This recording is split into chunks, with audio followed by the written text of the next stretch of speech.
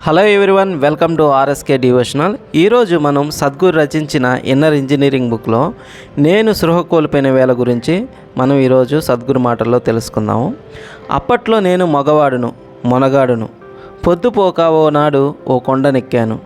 నన్ను నా సమస్తాన్ని కూడా పొద్దుతో పాటు అక్కడే పోగొట్టుకున్నాను.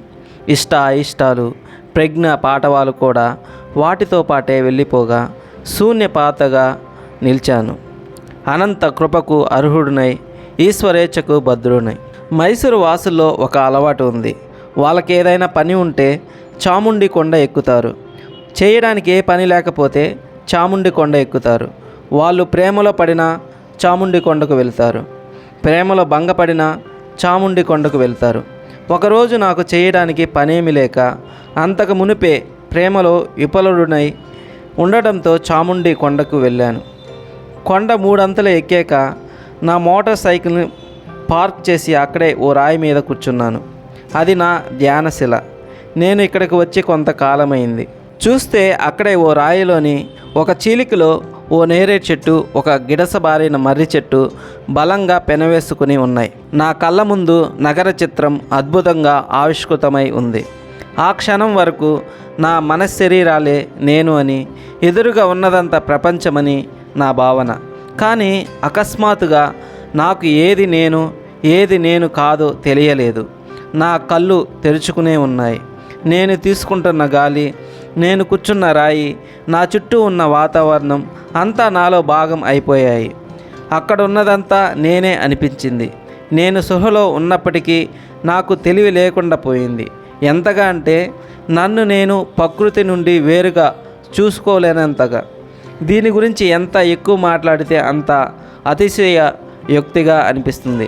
ఎందుకంటే నాలో జరుగుతున్నది అంత వర్ణన అతీతంగా ఉంది.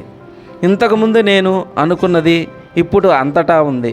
ప్రతిదీ దాని హద్దుల్ని దాటి విస్ఫుటిస్తుంది. ప్రతిదీ మరో దానిలోకి విస్ఫుటన చెందుతుంది. అదొక పరిపూర్ణమైన అద్వైత స్థితి. నా జీవితం అంతా కేవలం ఆ క్షణమే. అది ఇప్పటికీ అనుగ్రహంతో నిండి అనంతంగా సాగుతూనే ఉంది.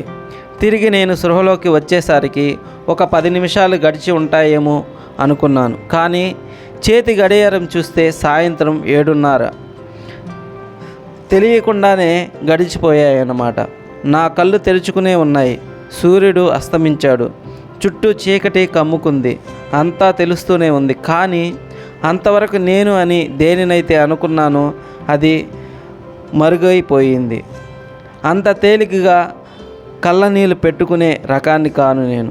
కానీ 25 ఏళ్ల వయసులో ఆ చాముండి కొండ మీద నేనంత ఆనంద పరవశంలో మునిగిపోయానంటే కన్నీటి దారులతో నా చొక్కా అంతా తడిసిపోయింది. సంతోషంగా ఉండగలగడం అనేది నాకెన్నడూ సమస్య కాలేదు. నా జీవితాన్ని నేను కోరుకున్న రీతిలోనే గడిపాను. నేను బీటల్స్, బ్లూ జీన్స్లు యుగమైన 60వ దశాబ్దంలో పెరిగిన వాడిని కావడంతో నా వంతు యూరోపియన్ తత్వాన్ని దాస్తాయి. విస్కీ, కాము, కాఫ్కా వంటి రచయితలు సాహిత్యాన్ని చదివాను. కానీ ఆ క్షణంలో ఆ కొండ మీద నాకు కలుగుతున్న అనుభవం, ఆ పారవస్యం నేను మునుపెన్నడూ ఎరగను. నాకు అప్పటి వరకు తెలియని, అసలు ఉందని కూడా ఊహించని ఓ భిన్నమైన అనుభవంలో కొట్టుకుపోయాను. దాన్ని నా సంశయాత్మక బుద్ధితో విశ్లేషించినప్పుడు నేను పట్టు తప్పుతున్నానా అనిపించేది. అయినప్పటికీ ఆ అనుభవం ఎంత అందంగా ఉందంటే నాకు దాన్ని వదులుకోవాలనిపించేది కాదు. ఇప్పటి వరకు ఆ మధ్యాహ్నం పూట ఏం జరిగిందో దాన్ని మాటల్లో వివరించలేకపోయాను. ఆ రోజు నేను కొండ ఎక్కాను, కానీ దిగి రాలేదంటే సరిపోతుందేమో. అవును, దిగి రాలేదు. నేను పుట్టింది మైసూరులో. ఒకప్పటి మైసూరు సంస్థానానికి రాజధాని అయిన ఈ సుందర నగరం రాజభవనాలకి, ఉద్యానవనాలకి ప్రసిద్ధికెక్కినది. మా నాన్నగారు వైద్యులు, అమ్మ గృహిణి. వారు 4 సంతానంలో నేను ఆఖరివాడిని. బడి అంటే నాకు విసుగ్గా ఉండేది.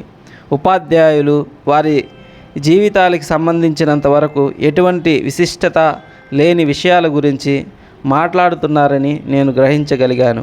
అందువల్ల ఆ తరగతి గదుల్లో కూర్చోవడం నాకు అసాధ్యం అనిపించేది. 4 ఏళ్ల వయసులో రోజు నన్ను బడిలో దిగబెట్టే పని మనిషి బడి లోపలికి రావద్దని చెప్పి గేటు దగ్గరే నన్ను విడిచి వెళ్ళమనేవాడిని. ఆమె అటు వెళ్ళడమే తడువు. దగ్గరలో ఉన్న గుంట దగ్గరకు పరిగెత్తేవాడిని. అది అద్భుతమైన వైవిధ్యభరితమైన జీవరాశితో కలకలలాడుతూ ఉండేది.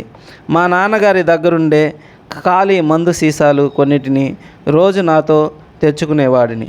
వాటిలోకి కీటకాలు, కప్పపిల్లలు, పాములు మొదలైన వాటిని పట్టి వాటితో నా స్వంత జంతు ప్రదర్శనశాల ఏర్పాటు చేసుకోవడం నాకు అలవాటుగా మారింది.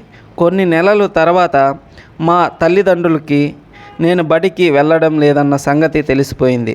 అయితే ఆ విషయం కంటే వాళ్ళకి నచ్చని విషయం జీవశాస్త్ర పరిశోధనలు చేస్తుండడం. వాళ్ళు నా పరిశోధనలన్నిటినీ పిల్లలు వాననీటి కాలువలో ఆడే ఆటగా కొట్టిపారేశారు.